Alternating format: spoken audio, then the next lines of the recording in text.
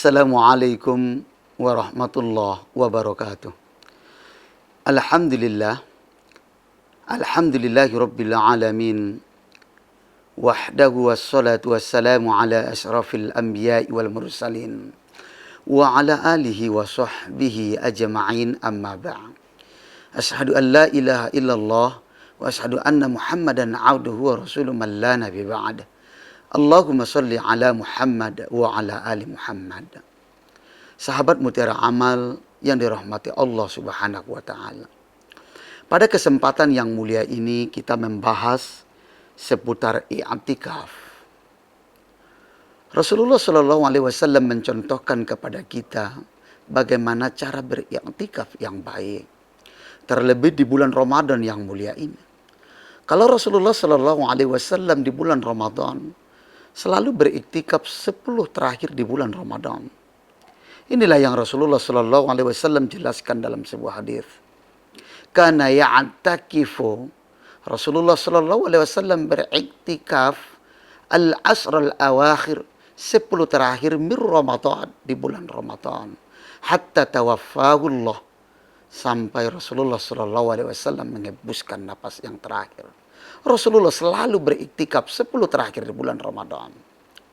I'tikaf, di dalam kitab dijelaskan i'tikaf itu berasal dari bahasa Arab akafa, yang artinya adalah berdiam diri. Jadi kalau kita buat pengertian sederhana, i'tikaf itu berniat i'tikaf kepada Allah Subhanahu wa taala serta berdiam diri di dalam masjid untuk bertakarrub kepada Allah Subhanahu wa taala. Sahabat Mutiara Amal yang dirahmati Allah Subhanahu wa taala. I'tikaf itu mempunyai syarat dan rukun agar i'tikaf kita itu sah dan i'tikaf kita itu diterima oleh Allah Subhanahu wa taala. Syarat dan rukun ini harus dipenuhi kalau kita ingin beriktikaf. Di antara syarat dan rukunnya yang pertama adalah harus Islam. Kalau tidak Islam memang tidak dianjurkan dan tidak wajib untuk beriktikaf, bahkan tidak diperbolehkan untuk beriktikaf di dalam masjid. Harus suci dari hadas, baik hadas kecil maupun hadas besar. Berikutnya, niat tertentu yaitu beriktikaf kepada Allah Subhanahu wa taala. Berikutnya, berdiam diri di dalam masjid. Jadi beriktikaf ini harus di dalam masjid, di rumah Allah Subhanahu wa taala, Baitullah. Iktikaf itu ada 2, ikhwan fillah rahimakumullah. Iktikaf yang pertama adalah iktikaf wajib. Yang wajib ini wajib untuk dilaksanakan, ketika tidak dilaksanakan hukumnya dosa. Seperti bernazar kepada Allah Subhanahu wa taala untuk beriktikaf. Rasulullah Shallallahu alaihi wasallam menjelaskan, man nazara ayyuti Allah falyuti'. Siapa saja yang bernazar untuk melakukan kebaikan kepada Allah Subhanahu wa taala, falyuti', maka hendaklah dia memenuhi nazar tersebut atau kebaikan tersebut. Sahabat Mutiara Amal yang dirahmati Allah Subhanahu wa taala. Yang kedua, iktikaf itu adalah iktikaf sunnah. Inilah yang dijelaskan oleh Imam Hanafi bahwa iktikaf sunnah itu adalah iktikaf sunnah muakkadah. Apa contohnya? Contoh dari sunnah muakkadah itu adalah beriktikaf 10 terakhir di bulan Ramadan. Itu adalah sunnah muakkadah hukumnya. Oleh karenanya ikhwan fillah rahimakumullah, jika kita mau beriktikaf harus bersengaja, berniat kepada Allah Subhanahu wa taala. Jika itu nazar maka wajib dilaksanakan, dan niatnya adalah nawaitul i'tikaf fardan lillahi ta'ala. Sengaja kau beriktikaf karena satu kewajiban dari Allah Subhanahu wa taala. Kalau dia iktikaf sunnah, nawaitul i'tikaf sunnatan lillahi ta'ala. Waktu iktikaf ini kapan saja itu diperbolehkan. Kita masuk ke dalam masjid berniat iktikaf itu sudah dianggap sah dalam rangka beriktikaf kepada Allah Subhanahu wa taala. Berapa lama waktu dalam pandangan Islam beriktikaf ini? Di sini ada beberapa pendapat para ulama. Imam Maliki sekurang-kurangnya beriktikaf di dalam masjid itu adalah 1 hari 1 malam. Sementara Imam Syafi'i sebentar saja dengan niat iktikaf kita berzikir di dalam masjid tersebut. Itu sudah merupakan iktikaf. Sementara Imam Hambali berpendapat sekurang-kurangnya 1 jam. Berniat iktikaf, berzikir kepada Allah Subhanahu wa taala, sholat sunat dan yang lain. Itu sudah termasuk iktikaf kata Imam Hambali. Bisa kita ambil pendapat Imam Syafi'i, Maliki, Hambali, terserah. Iktikaf ini sangat luar biasa sekali hikmahnya yang diberikan oleh Allah Subhanahu wa taala kepada kita.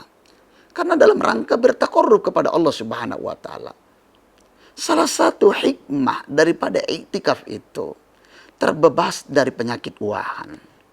Penyakit wahan inilah yang banyak pada diri manusia saat sekarang ini. Apa itu penyakit wahan? Satu saat Rasulullah Shallallahu Alaihi Wasallam ditanya para sahabat, mal wahnu ya Rasulullah? Apa itu wahan? Rasulullah Shallallahu Alaihi Wasallam menjawab, hubbud dunya wa karahiyatul maut. Cinta kepada dunia dan benci kepada kematian. Penyakit cinta kepada dunia, banyak penyakit itu ada pada diri seseorang. Yang pada akhirnya lupa pada akhirat. Yang dikejar dunia, lupa pada akhirat. Setiap hari mengejar dunia, yang dikejar belum tentu dapat. Kejar kekayaan, belum tentu dapat kekayaan. Ternyata sebelum dapat kekayaan itu sudah dicabut nyawanya oleh Allah Subhanahu wa taala. Dengan i'tikaf, insya Allah terbebas dari penyakit wahan ini. Tidak khawatir lagi menghadap Allah Subhanahu wa taala karena kecintaan terhadap dunia itu sudah terbebas. Dengan kita beriktikaf kepada Allah Subhanahu wa taala, penyakit wahan itu insya Allah akan terbebas dari kita. Ikhwan fillah rahimakumullah. Apalagi hikmah daripada iktikaf? Hikmah iktikaf berikutnya adalah menimbulkan atau memunculkan ketakwaan pada diri orang yang beriktikaf tersebut. Jika ketakwaan itu terus muncul pada diri kita, kita takut kepada Allah Subhanahu wa taala, senantiasa berubudiyah kepada Allah Subhanahu wa taala. Inilah hikmah daripada iktikaf yang luar biasa. Di setiap waktu dan kesempatan kita selalu bertakwa kepada Allah Subhanahu wa taala. Allah jaga kita. Hikmah dari i'tikaf berikutnya adalah terhindar dari godaan syaitan untuk melakukan perbuatan-perbuatan dosa besar. Insya Allah. Maka kita perbanyak i'tikaf agar syaitan juga sulit untuk menghampiri kita, untuk menggoda kita, untuk melakukan kemaksiatan.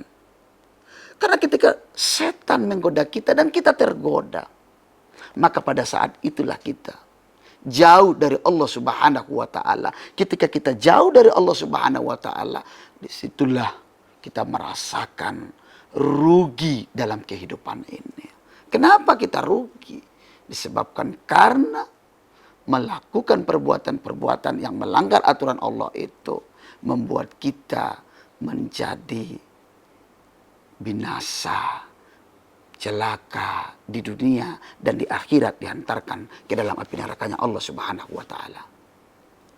Jadi hikmah daripada iktikaf itu banyak sekali. Maka orang berlomba-lomba, khususnya di Kota Padang.